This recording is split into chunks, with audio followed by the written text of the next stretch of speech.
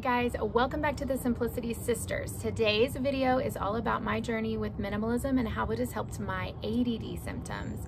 So if you've struggled with ADD symptoms in your life at all, on any level, this video should be helpful for you. At the end of this video, I'm going to share some of the other things that I feel like have helped my ADD that aren't minimalism related, just like lifestyle changes and supplements that I feel like have been helpful, and a couple things that I haven't tried but have been suggested to me that I think might be helpful for you. So make sure you tune in to the end for some other stuff like that. I feel like I need to start out by saying that my ADD symptoms are fairly mild. I don't have a formal ADD diagnosis, although my doctor does agree that I have ADD symptoms. Whether I have a diagnosis or not is not really important to me as far as treatment. I understand that the ADD continuum is extremely broad and there's many different symptoms and experiences that people can have with attention deficit disorder. So hopefully this is helpful, but everyone's experience is going to be different. And of course you should talk to your doctor if you have concerns that you or a family member has ADD. So I'm not a doctor. I'm just going to tell you what has sort of helped me on this journey. So for a little background, I probably have what would be considered adult onset ADD. As a child, I really didn't struggle with ADD. I've never been hyper. I've always been able to focus on school and on tasks. I don't think that my mom would say that I had ADD as a child at all. I just know that as a child, I really didn't struggle. But as an adult, I really do. So I'm going to talk about that in a second. So for me, my ADD basically translated into me being extremely overwhelmed, very easily distracted, having difficulty completing tasks, staying on task, focusing in general, and just this feeling that I was always running behind, even when I really wasn't. It was just having a lot of stray thoughts in my brain and feeling distracted by them constantly. And I had my kids, when I had my emergency C-section, I do think some physical things happened in my body that have changed sort of my chemical makeup and made me more prone to anxiety, to ADD, to some of these other things, because ever since I gave birth, my battle with anxiety, depression, ADD, all of those things has really changed. In the past, before I had kids, I was sometimes stressed, but ever since that point of my emergency C-section with the girls, and then another emergency C-section with my son, that's when it really ramped up to an anxiety disorder.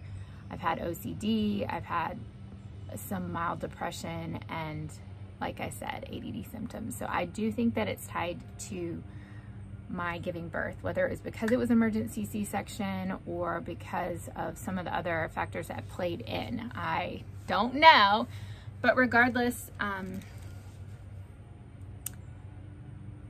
do now have some of these things that I did not struggle with before. So on to the more positive side of this. How has minimalism helped me dealing with ADD symptoms, anxiety symptoms, a little bit of OCD and overwhelm, just this whole slew of issues that I have? How has minimalism helped me?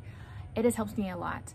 In general, just even at the beginning, which was probably at this point close to 7 years ago when I really got into minimalism and started to explore how decluttering and focusing on less stuff or focusing less on stuff could help me to be more productive and to have a more peaceful home and to have less stress.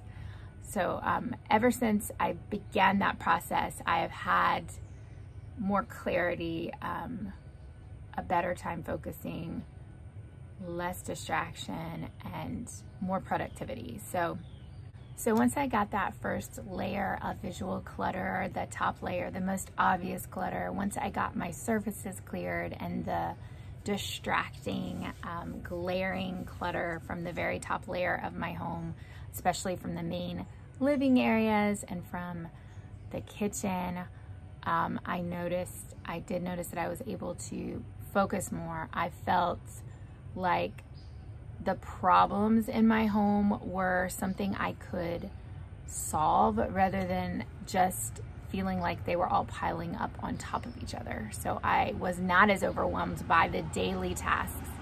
I felt like I could go into my kitchen and just focus on making dinner or cleaning my kitchen. So now instead of walking into my kitchen and seeing this task that has been procrastinated, this area that needs to be worked on, this problem that needs to be solved, I see the dishes need to be done, or I need to make dinner, or I need to put this one thing away, instead of going in and just facing this overload of procrastinated tasks. That was how I felt all over my home all the time. Before I started minimalizing and decluttering, I felt like everywhere I looked, I saw more procrastination, more decisions that had been deferred. Instead of just taking something and dealing with it, I was paralyzed with indecision. And that is how my ADD played out for me. Even the smallest decisions, when I am overwhelmed, stressed, when I'm having anxiety and ADD, even the smallest decision can like cause my brain to almost glitch. Like I feel as if I just absolutely cannot make that decision. I can't focus on that problem. I cannot solve it. I cannot even address that topic. And that is when my brain tells me to leave the problem alone, leave the clutter, leave the overwhelm, leave the decision, and go do something completely counterproductive, like go shopping or mindlessly scroll the internet or lay down in my bed even when I'm not really tired. Those are the things that my brain tells me when I am feeling that sense of overwhelm and distraction and inability to focus.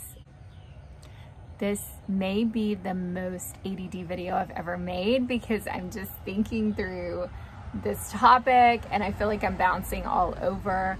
But the bottom line is, every step that I've taken in the declutter and minimalization process has taken me closer to where I want to be mentally, which is able to focus, able to make decisions, able to accomplish tasks. I want to be someone who has clarity of thought and kind of like a decisive power. I want to be able to be productive. I want to be able to accomplish my goals. And slowly but surely, I am getting there. I am able to keep my house clean and stay on top of the chores, and I'm forgetting less things, and all of these things that I don't like about myself naturally, all of those things, I am finding improvement and I am growing. And I do attribute that to the fact that we have decluttered so significantly. So when I walk into my house, I have my purse, say I have several different bags from different activities, if I'm bringing home groceries, or if I have school books, or if I have my school bag that has, you know, my lunch bag and whatever, if all of these things are in my hands when I'm walking in my door, if I come into my door and I have a system for dealing with all of those things, I put the mail in this spot, I hang my bag by the door, groceries immediately get put away, and I have room in my pantry for them because I have already organized and decluttered my pantry. If when I come home from grocery shopping, my fridge has already been cleaned, my menu has been written, my grocery list was made, so everything is actually planned and put forth in a organized fashion. I talk about that in the block scheduling video. Then when I do come home with my groceries, there's a place to put my groceries. Instead of coming home and having dirty counters and not wanting to put my groceries down and having to stop and clean the counters, and then I get distracted because I have to take the dog out, and then when I come in, the phone is ringing. All of these things are kind of like chain reaction for me that puts me into a very stressful state. And I know that many other moms are like this. I know that not all are. It's okay. If you are one of those people who can really manage everything without becoming extremely stressed, I am so glad that you are there. I know a lot of moms really can, and a lot of women really can. A lot of people, humans, are able to multitask really successfully without becoming overwhelmed. But for whatever reason, I am not that person. So I have to put a great deal of effort into setting myself up for success when it comes to housework and daily activities and my writing work and my teaching and getting out the door on time. I have to do A, B, C, D, and E to get to my final goal, which is basically just living our lives productively without a ton of stress. And for me, yes, minimalizing our home, decluttering the excess. When you have excess stuff, every item that you hang on to that you do not truly need and use brings a host of attached activities that come along with it. So you've got cleaning, you've got repair, you've got the potential to lose or break that item. You have the potential that you will need it and not be able to find it. There's just a lot of effort and potential frustration that comes with each and every item that you are hanging on to, especially if it is not something that is truly used and needed. And so letting go of all of those items that have a tie of responsibility, letting go of those excess items has, yes, freed up my mind to be more productive, to do the things I want to do. There is no way, with my schedule being what it is, that I would have time for YouTube, for example. And decluttering is top of my list when it comes to becoming a little bit more organized, suffering less ADD symptoms, improving my anxiety, and just my mental health in general. So yes, decluttering and minimalism has been a huge tool in my tool belt when it comes to dealing with stress, anxiety, ADD. So as far as other things that have helped my ADD and also my anxiety, I feel like ADD and anxiety are kind of two sides to the same coin. I do not know if that's medically true, but for me, it does feel true.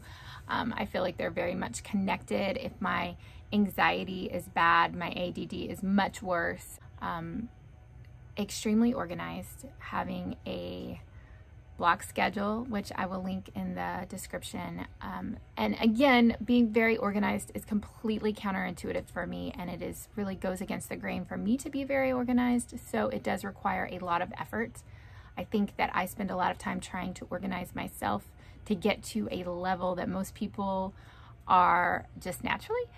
So yeah, it takes some effort, but block scheduling is a great tool that I think you guys would really like if you would look into. Another thing that has helped me is exercise, and honestly, I've been truly bad at it the last year, but in the past, when I've exercised regularly, my anxiety and my ADD are dramatically better.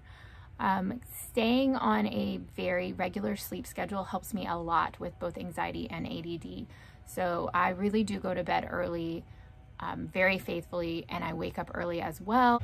Another thing that has helped me in the past is cutting out certain things in my diet. I know that dyes and chemicals can really affect you if you have ADD or anxiety. So cutting out food dyes is definitely a trigger.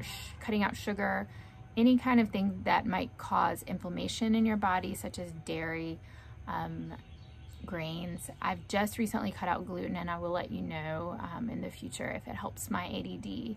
I've heard that it can, and I know that it's better for me to cut out gluten anyway for my gut, so that's what I'm going to do. Something that really helps my anxiety and just me staying on track in my life is arriving early all the time. I talk about this in a different video, I'm pretty sure, but I just push back my schedule so that I am basically always leaving the house at least 15 minutes early for whatever activity, and it means that I'm never late, and I always have a little cushion of time to cover any possible thing that might happen. Another thing that I've heard recently that helps ADD is magnesium, and I've been taking magnesium glycinate for a while now. I have found it to help other things, and I know that I am deficient in magnesium. I've read that many people are deficient in magnesium. The reason I like magnesium glycinate is it is more easily absorbed if you have trouble absorbing certain supplements, which I do. I take Natural Calm brand magnesium glycinate, and I will link it in the description. So those are just a few of the other things that I have done to help with my ADD and my anxiety, and on top of minimalism and decluttering. So I hope that these are helpful. If you have some tips for dealing with anxiety and ADD, I would love to hear about them. Please do share in the comments. Other people might read and really benefit from that as well. So I hope you enjoyed this video, and I really hope that it helps you. I would encourage you to continue to declutter and minimalize your life. So thanks for watching this video. It means a lot to Caroline and I that you are here on our channel. We've enjoyed it so much, and we really appreciate all the feedback we've received. If you liked this video, please like and subscribe to our channel and ring the bell for more info, more videos, more decluttering and minimalism tips, and other ideas to help you stay on track with your home and family, keeping things simple and organized so that you can focus on the things that matter in your life.